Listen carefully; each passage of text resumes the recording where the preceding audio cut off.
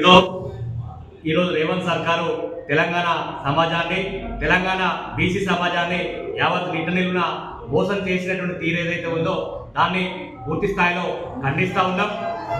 వచ్చేటువంటి రోజుల్లో ఈ యొక్క కాంగ్రెస్ పార్టీని స్థానిక ఎలక్షన్లో బొందబెట్టి బీసీలు తిరగబడాలని చెప్పేసి కూడా పిలుపునిస్తూ ఉన్నాం.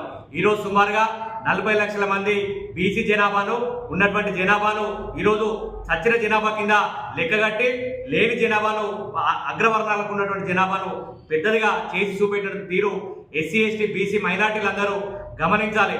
ఈరోజు గత ప్రభుత్వంలో కేసీఆర్ గారి నాయకత్వంలో 51% బీసీ జనాభా చూపెట్టడంతో పాటు అట్లాగే 10% మైనార్టీకి సంబంధించినటువంటి వాళ్ళను కూడా చూపెట్టడం జరిగింది. అంటే సుమారు 60%.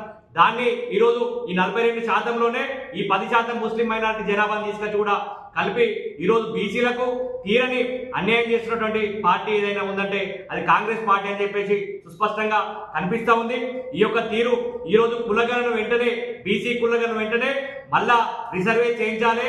ఖచ్చితంగా ఎస్సీ ఎస్టీ బీసీ మైనార్టీ బిడ్డలందరూ ఏకమై ఈ యొక్క కాంగ్రెస్ పార్టీని మనం గద్దె దించేదాకా మనం పోరాటం చేస్తూ మన హక్కుల సాధన కోసం మనం పనిచేయాల్సిన కోరుతా ఉన్నాను. దాంతోపాటుగా ఈరోజు మన గొంతుగా వినిపించినట్టయితే మనకు అట్టడుగు స్థాయిలో తొక్కేటువంటి ప్రమాదం ఉంది. కాబట్టి ఈరోజు ఎస్సీ సోదరులు కూడా ఒక 2% జనాభాను తక్కువ పెట్టారు. సుమారు గత ప్రభుత్వంలోనే, కేసీఆర్ గారి ప్రభుత్వంలోనే 14 లక్షల పెళ్లిళ్ళు జరిగినాయి. సుమారు 15 లక్షల వరకు కూడా కేసీఆర్ కిట్లు ఇచ్చారు. అంటే ఈ కొత్త కుటుంబాలన్నీ ఈ సర్వేలో చూపెట్టకపోవడానికి దానిలో అంతర్యం ఏమిటిది?